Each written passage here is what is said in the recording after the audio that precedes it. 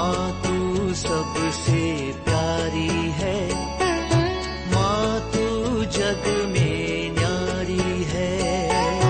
माँ तू सबसे प्यारी है, माँ तू जग में न्यारी है।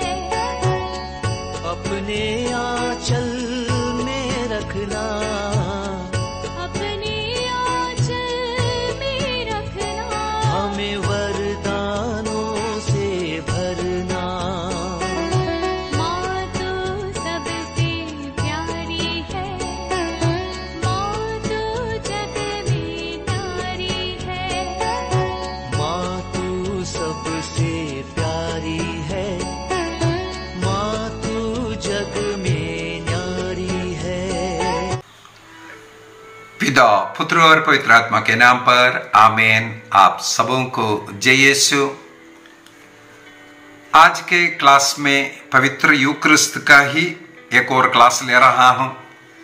ये लेने के पीछे का कारण है, किसी ने एक सवाल किया है और इससे पूर्व में भी इसी सब्जेक्ट में मैंने 2-3 क्लास लिया और कई क्लासों में भी मैंने इसको सिखा चुका हूं। पवित्र मिस्सा बलिदान में हम भाग लेते हैं और प्रभु का आग्रह है और कलीसिया भी यही आग्रह करती है कि जितने भी लोग पवित्र मिस्सा बलिदान में भाग लेंगे वे सबके सब प्रभु का शरीर रक्त को ग्रहण करें। हम यदि बलि अर्पित कर रहा है तो हमें उसे ग्रहण भी करना है। जब मैंने इन क्लासों के अंदर लेवी बलियों के विषय में, लेवी ग्रंथ का जो बलियों के विषय में जब समझाया था, जो शांति बलि अर्पित करता है उसको ग्रहण करना जरूरी है। प्रभु ईसा मसीह ने कलवारी में जो बलि अर्पित किया वो 5वां बलि है, अर्थात वो शांति बलि भी है। हमारे बीच में ईश्वर के साथ हमारा मेल कराने वाला, हमें स्वर्ग राज्य देने वाला, मेल मिलाप का ये जो शांति बलि है, इसको हमें ग्रहण करने की जरूरत है। लेकिन कलीसिया एक शर्त रखते हैं, अयोग्य व्यक्ति इसको ग्रहण ना करे, क्योंकि लेवियों के नियम भी यही था। कोई अशुद्ध व्यक्ति, कोई अयोग्य व्यक्ति जो पशुओं को, जानवरों को बलि अर्पित करता था, केवल ईसा मसीह के क्रूस बलि का एक छाया मात्र था, उसको ग्रहण करने का अनुमति नहीं था। क्यों अनुमति नहीं था? क्योंकि प्रभु ईसा मसीह के क्रूस बलिदान में इसके बाद हम लोगों को जो प्रभु को ग्रहण करना है, अयोग्यता में ग्रहण ना करे। इसलिए कुरिन्थियों का पहला पत्र अध्याय 11 वाक्य 27 से संत पौलुस हमें सिखाते हैं कि कोई भी व्यक्ति अयोग्य हृदय से इसे ग्रहण ना करे। रोटी दाकरस दिख रहा है, वो प्रसाद समझ करके, कई लोग सोचता है प्रसाद है और हिंदी में इसको परम प्रसाद भी बोल रहा है, इसलिए वो प्रसाद मान करके कोई जाकर के उसे ग्रहण ना करे। ऐसे अयोग्य हृदय से कोई व्यक्ति इसे ग्रहण करेगा, प्रभु ईसा मसीह का शरीर और रक्त के विरुद्ध अपराध करता है करके लिखा। आगे लिखा, इसलिए कोई अपना अंतःकरण की जांच करके देखे, पाप स्वीकार करो। अगर कोई पाप अवस्था में है तो ऐसे व्यक्ति इसको ग्रहण नहीं करना चाहिए।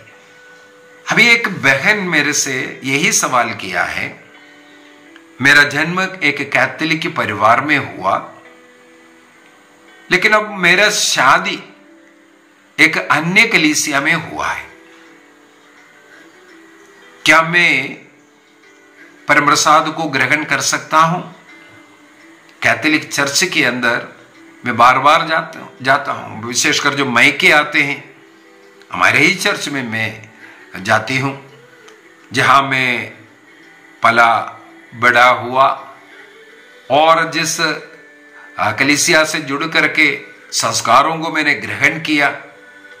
अभी विवाह में मुझे अन्य एक कलीसिया में जाना पड़ा। क्या मैं अब कैथोलिक कलीसिया का जो मिस्सा बलिदान में भाग लेते हुए क्या प्रभु का शरीर रक्त को ग्रहण कर सकता हूं कि नहीं? कई बार इस प्रकार का चर्चा हुआ है। मुझे याद है कई लोग इस प्रकार पूछा है, और एक लोगों का एक आदत भी बनाकर रखा है, जब ससुराल में रहते हैं, अन्य कलीसिया में विवाह हुआ है, वहां उन लोग प्रोटेस्टेंट है या अन्य कलीसिया से जुड़ा हुआ है, इसके बाद मायके जब आते हैं, विशेषकर क्रिसमस के समय पर, ईस्टर, ऐसे ऐसे पर्वों के समय पर सब मायके आते हैं, उस समय पर बड़े आराम से जाकर के कैथोलिक चर्च का परम प्रसाद, प्रभु का शरीर रक्त को भी ग्रहण करते हैं।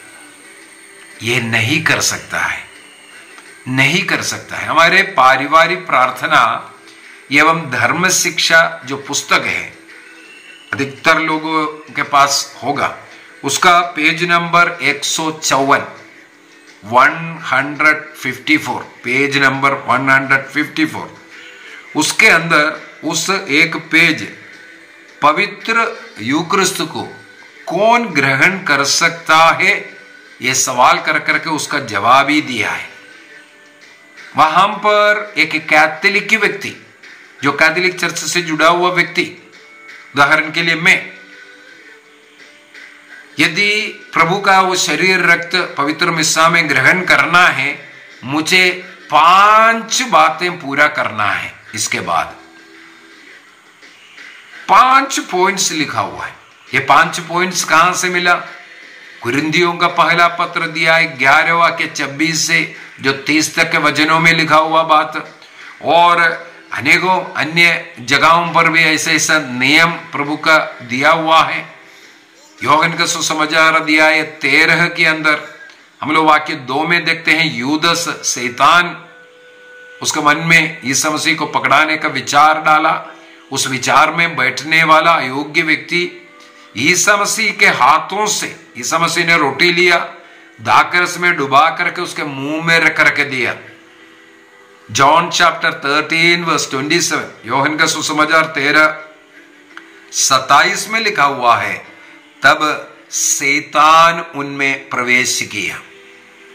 हम लोगों ने पिछले क्लास में मनन चिंतन किया था, यीशु मसीह एम्माउस के शिष्यों के साथ एम्माउस के घर में जो बलि अर्पित किया था, उन्होंने इसी प्रकार रोटी लेकर के आशीष की प्रार्थना पढ़े, शिष्यों को दिया। शिष्य लोग जब उस रोटी को ग्रहण किया, ईसा मसीह को पहचान लिया और ईसा मसीह वहां से होंचल हो गया करके। तब मैंने बोला था ईसा मसीह अभी शारीरिक रूप से उनके साथ रहने की जरूरत नहीं है, क्योंकि उन्होंने देखा और विश्वास किया है, और अब साक्रमंडल रूप से प्रभु हमारे साथ रहेगा। इसके बाद प्रभु साक्रमंडल रूप से हमारे साथ है।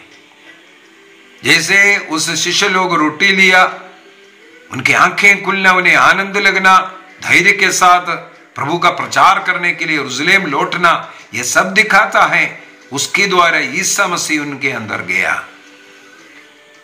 लेकिन योहन के सुसमाचार अध्याय 13 में देखते हैं, अयोग्य रीति से ग्रहण करने वाले, वहां पर शैतान घुसता है।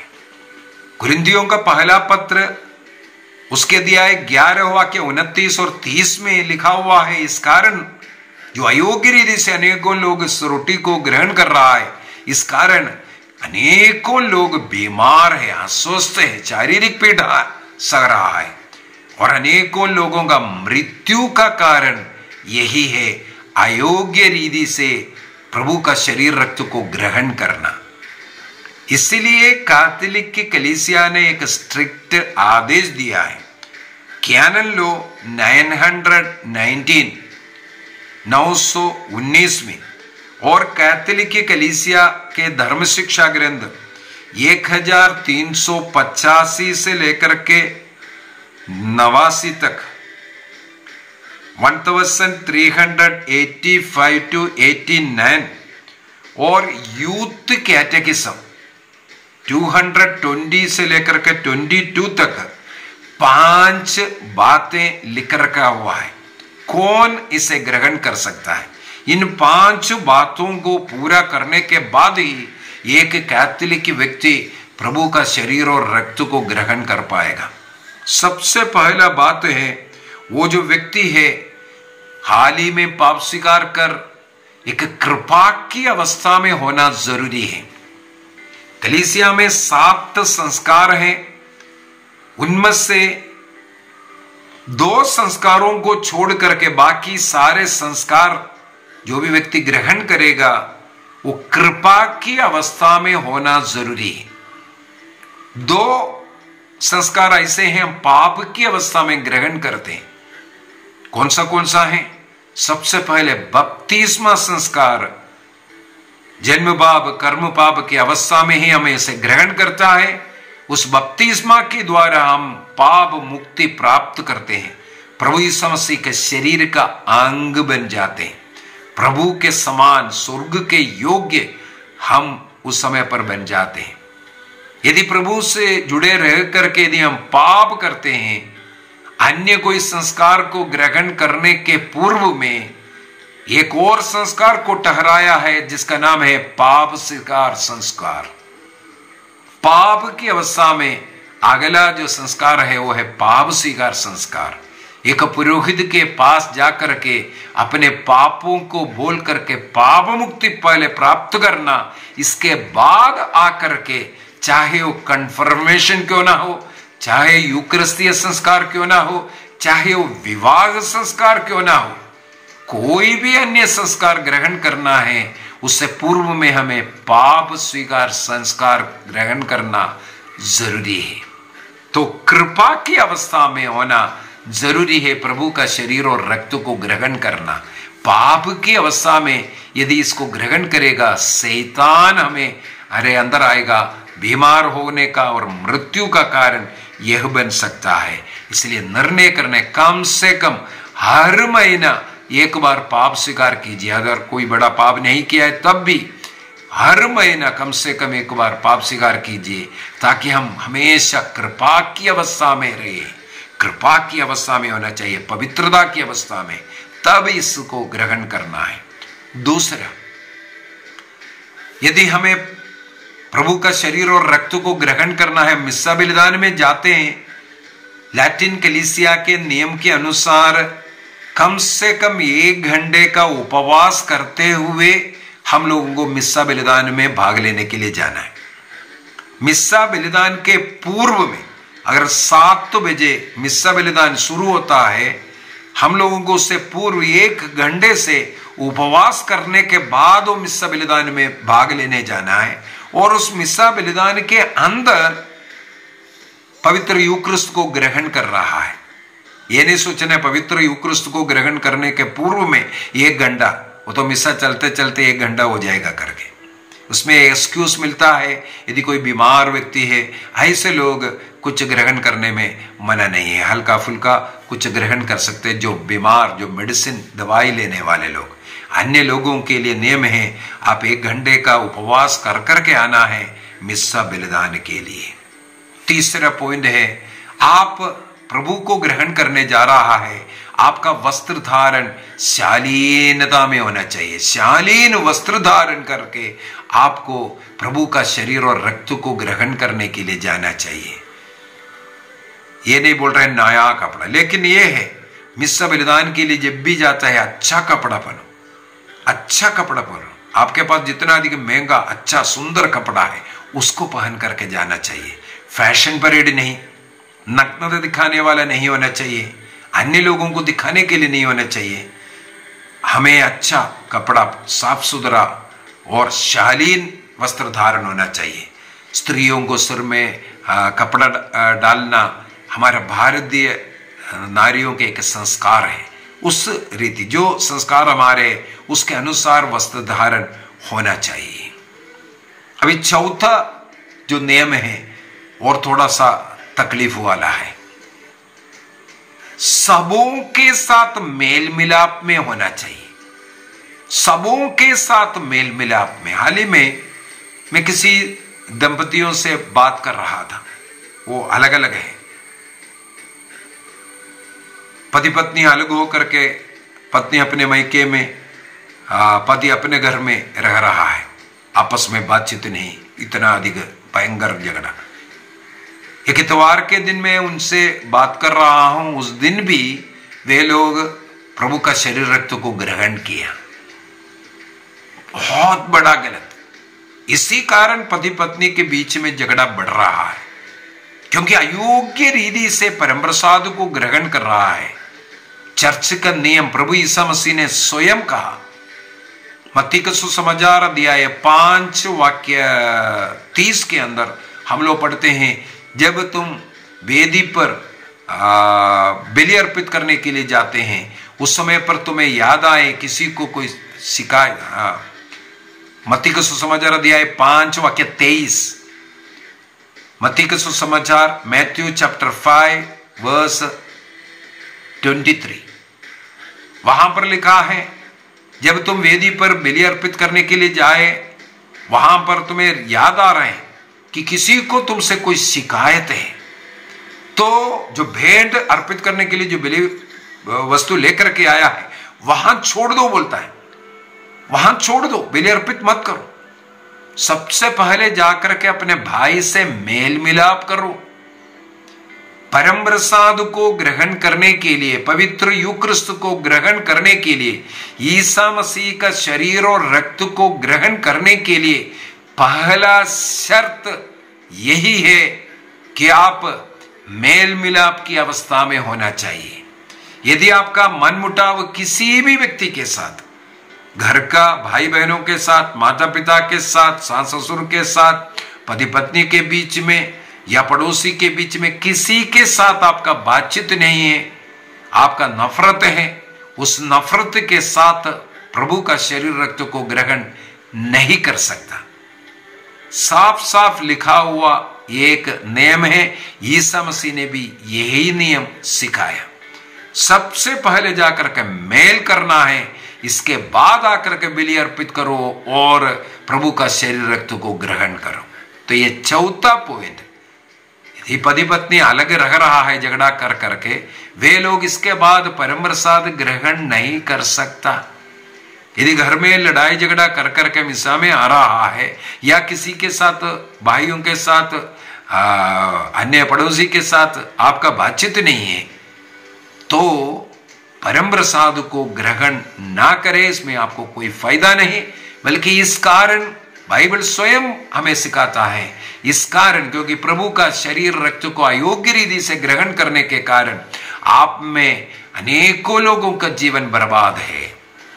इसलिए शैतान आपके अंदर, आपके परिवार में, क्योंकि आप शैतान को ग्रहण कर रहा है, नफरत, क्षमा नहीं करना, घमंड, ईर्ष्या, इस कारण आप एक दूसरे के साथ बातचीत नहीं कर रहा है,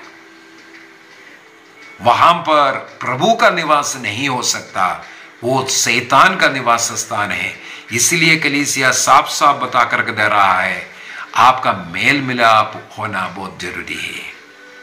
और 5वां नियम के अंदर भी यही बोल रहा है, यदि आपका विवाह नियम के अनुसार नहीं हुआ है और आप अलग अलग रह रहा है, या आपका विवाह किसी अन्य धर्म में या अन्य डिनोमिनेशन में हुआ, कैथोलिक कलीसिया के अनुसार, नियम के अनुसार हमारे कलीसिया में नहीं हुआ है, उस समय से आप प्रभु का शरीर रक्त को ग्रहण नहीं कर सकता। आप प्रार्थना में आ सकता है, प्रार्थना में शामिल हो सकता है, ये सब कर सकता है, लेकिन संस्कारों को ग्रहण करने के लिए सबसे पहले पाप स्वीकार करना और मेल मिलाप करना जरूरी है।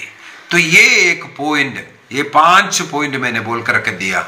हर मिस्सा बलिदान के पूर्व हमें ये देखना है, मैं इस योग्य हूं कि नहीं, प्रभु का शरीर को, रक्त को ग्रहण करने के लिए मैं योग्य हूं कि नहीं, मैं क्या इस महीने का पाप स्वीकार किया है। हर महीने में कम से कम एक बार पाप स्वीकार करना, इसके बाद प्रभु का शरीर और रक्त को ग्रहण करना। और हमारा विवाह नियम के अनुसार नहीं हुआ है, जब तक चर्च के अंदर रेक्टिफिकेशन नहीं होगा, चाहे आप अन्य जाति के व्यक्ति के साथ भी आपका विवाह हुआ है, पारिश में रेक्टिफाई हो सकता है, वो अन्य जाति के व्यक्ति अन्य जाति में रहेगा, लेकिन जो कैथोलिक व्यक्ति जो है, उनको जो संस्कार कंटिन्यू होने के लिए चर्च में उसको रेक्टिफाई करना बहुत जरूरी है। वो बहुत सिंपल तरीके से हो सकता है। कुछ शर्तों के ऊपर आप पुरोहित से मिलिए, पल्ली पुरोहित से मिलिए, आप पाप स्वीकार कर जो पुरोहित बताया जाता है उसके अनुसार कार्रवाई करते हुए आप पुनः चर्च से जुड़ सकता है। तो चर्च ये चाहता है यदि आपका विवाह कहीं अन्य धर्म में भी क्यों ना हुआ हो, वो जीवन साथी को बोल करके मुझे संस्कार चाहिए, मेरे विश्वास में मुझे रहना है, तो दोनों मिल करके एफिडेविट वगैरह बना करके वो सब नियम बता करके देगा पुरोहित आपको। उसके अनुसार करने के बाद चर्च के अंदर जो रेक्टिफिकेशन मैरिज होता है वो होना है। इसके बाद आपको परम प्रसाद मिलना शुरू हो जाएगा। और आपका जो जीवन साथी है जो अन्य धर्म का या अन्य डिनोमिनेशन का, वो उनका विश्वास में रहने दो, लेकिन आपका विश्वास खत्म ना हो जाए, आपको प्रभु का शरीर रक्त मिलता जाए, यही उद्देश्य है। केवल एक जो शर्त ये है विवाह में, ऐसे हुआ विवाह में जितने भी बच्चे जन्म लेना है उनको कैथोलिक विश्वास में रखना भी जरूरी पड़ता है। तो ये सब जो भी रूल्स जो चर्च देगा उसको मानेंगे, रेक्टिफिकेशन होता है। और एक बात देखने के लिए आता है, अनेकों लोग वैवाहिक जीवन के अंदर अबॉर्शन कर देते हैं, बहुत इजीली ले लेते हैं, ना उसके लिए पश्चाताप कर रहा है, ना उसके लिए पाप स्वीकार कर रहा है।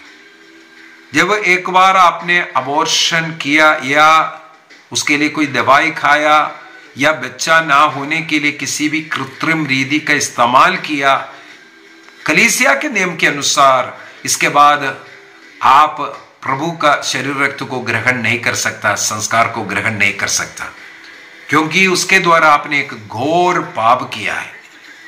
घोर पाप। मैंने आईवीएफ का 2 क्लास ले चुका हूं। हाँ, आप लोग उसको देखना, आईवीएफ क्या है, हत्या क्या है और अबॉर्शन क्या है, ये सब उसके अंदर मैंने बता कर दिया। कई लोग आईवीएफ, बच्चा नहीं हो रहा है इसके लिए आईवीएफ करा रहा है, वो भी बहुत ही इसलिए बच्चा मिल गया। लेकिन आपको मालूम होना चाहिए, एक व्यक्ति, एक कैथोलिक अगर आईवीएफ करवाया, इन विट्रो फर्टिलाइजेशन, जो टेस्ट ट्यूब बच्चा उसके लिए गया, उसके लिए काम किया, तो आप उस दिन से परम प्रसाद ग्रहण नहीं कर सकता, क्योंकि कैथोलिक की चर्च आईवीएफ को, जो टेस्ट ट्यूब बच्चे के ऐसा जो कलीसिया के नियम के विरुद्ध में जो भी कार्य किया है, उनके लिए प्रभु का शरीर रक्त ग्रहण करना या अन्य और आगे और कोई संस्कार आप ग्रहण नहीं कर सकता। आपने ऐसा आईवीएफ किया, ऑटोमेटिकली कैथोलिक कलीसिया से आप एक्सकम्युनिकेट हुआ। अभी आपको कलीसिया में कंटिन्यू करने के लिए एक ही तरीका है, पश्चाताप करो, जो गलती किया है उसके लिए पाप स्वीकार करो और पुरोहित द्वारा देने वाले जो भी प्रायश्चित विधियां हैं उसको पूरा करो। इसके बाद एक्चुअल कलीसिया के नियम के अनुसार बिशप के द्वारा ऐसे पापों का पाप स्वीकार सुनना है, बिशप के पास जाकर के पाप स्वीकार सुनना है। अन्यथा बिशप द्वारा जिसको अनुमति मिला हुआ है केवल वही पुरोहित, जिन पुरोहितों को बिशप इस ऐसे पापों को, हत्या का पाप, अबॉर्शन का पाप, विचार का पाप, ऐसे बड़े बड़े जो पाप का जो हुआ है, उसमें ऑटोमेटिकली एक्सकम्युनिकेटेड, चर्च से बाहर हो गया। इसके बाद संस्कारों को ग्रहण करने के पूर्व में बिशप के पास या बिशप के अनुमति जिसको प्राप्त है, ऐसे पुरोहितों से पाप स्वीकार कर प्रायश्चित करना बहुत ही जरूरी है। इसके बाद ही इसे ग्रहण कर सकता है। तो आज के क्लास में पवित्र यूक्रिस्ट को कौन ग्रहण कर सकता है? जो कैथोलिक व्यक्ति, उनको क्या क्या पॉइंट है, क्या क्या पूरा करना है, तभी वो ग्रहण कर सकता है। जो 5 पॉइंट विशेष रूप से जो बोल करके दिया। अभी एक सवाल है, क्या अन्य जो कलीसिया के लोग जो कैथोलिक नहीं है, ऐसे अन्य कलीसिया के लोग क्या इसे ग्रहण कर सकता है?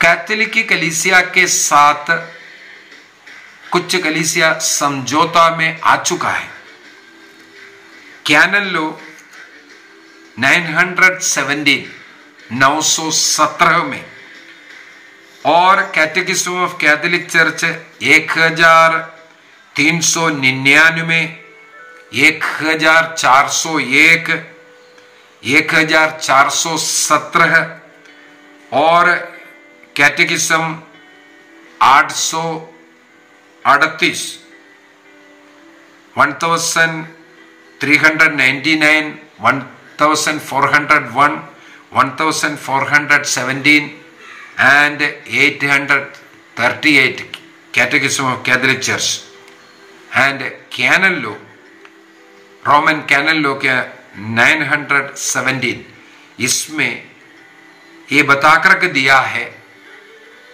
जो ऑर्थोडॉक्स चर्च, जो याकोबाइट चर्च, ये जो चर्च मिसा में प्रभु यीशु मसीह का शरीर रक्त में रोटी और दाखरस बदलता है, विश्वास करने वाला चर्च है। जैसे कैथोलिक चर्च विश्वास करता है, उसी प्रकार ऑर्थोडॉक्स चर्च और जाकोबाइट चर्च विश्वास करते हैं। इस कारण वे लोग प्रभु का शरीर और रक्त को ग्रहण करता है। इस कारण केवल उन्हीं कलीसिया का लोग यदि मांग करता है तो उनको पुरोहित दे सकता है। अन्य किसी भी प्रोटेस्टेंट, पेंटेकोस्टल लोग या अन्य जाति के लोग ये प्रभु का शरीर रक्त रोटी दाखरस के रूप में जो पवित्र यूक्रिस्ट देता है उसको ग्रहण नहीं कर सकता। यदि वे लोग गलती से ग्रहण करेगा तो उनको कोई फायदा नहीं, बल्कि उनके जीवन में उसके द्वारा नुकसान पहुंच सकता है। इसलिए अनुमति के बगैर उसको ग्रहण ना करें। आइए हम अपनी आंखें बंद करें, प्रभु को धन्यवाद दें। अधिपवित्र संस्कार में उपस्थित प्रभु यीशु प्रतिदिन हमारे जीवन में आते हैं। प्रभु यीशु मसीह के साथ हमारे एनकाउंटर प्रतिदिन मिस्सा बलिदान में होते हैं। मैं प्रभु में और प्रभु मुझ में, हम एक बनने का एक संस्कार, प्रभु का शरीर रक्त को ग्रहण करना निर्णय कीजिए। योग्य रीति से प्रभु का शरीर रक्त को ग्रहण करने का निर्णय कीजिए। अयोग्य रीति से कभी भी इसको ग्रहण ना करने का। जो 5 बातें कम से कम हर महीने में एक बार हम पाप स्वीकार करेंगे, कम से कम एक बार करेंगे, हर महीना पाप स्वीकार करेंगे, कृपा की अवस्था में ही इसे ग्रहण करेंगे। अगर मैं कृपा की अवस्था ने पाप किया है तो चाहे रोज पाप स्वीकार भी करना पड़े, रोज पाप स्वीकार करते हुए ही इसे ग्रहण करेंगे। 1 घंटे का उपवास करते हुए आएंगे, शालीन वस्त्र धारण करते हुए आएंगे। कलीसिया का रोक टोक है, विवाह का या अन्य कोई कारण से नहीं ग्रहण करेंगे। और सबों के साथ जब तक मेल मिलाप में नहीं है, यदि किसी के साथ झगड़ा हुआ है उनके साथ मेल मिलाप करना और उसके लिए पाप स्वीकार करना, इसके बाद ही इसे ग्रहण करेंगे। सबसे पहले भ्रातृ प्रेम में आना, इसके बाद ईश्वर से जुड़ने के लिए। जो व्यक्ति भ्रातृ प्रेम में नहीं है वे लोग उसको ग्रहण ना करें। उसको ग्रहण करने से आप अपने जीवन में, अपने परिवार में नुकसान पाएगा। योग्य रीति से प्रभु को ग्रहण करने का निर्णय करें। प्रभु हम सबों को इसके लिए आशीष दे, कृपा दे। पिता, पुत्र और पवित्र आत्मा के नाम पर आमीन। आप सबों को जय यीशु।